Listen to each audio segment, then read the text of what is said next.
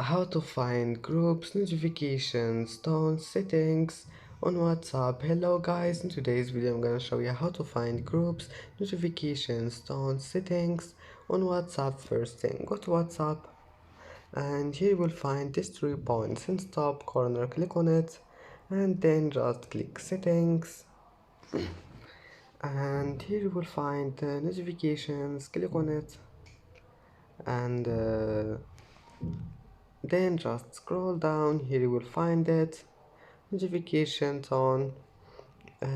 Just click on it and click settings if you want to change it, and that's it. It's easy. And that's it for today's video. If you like this video, don't forget like and subscribe, and thank you for watching this video until the end. And now see you in the next video.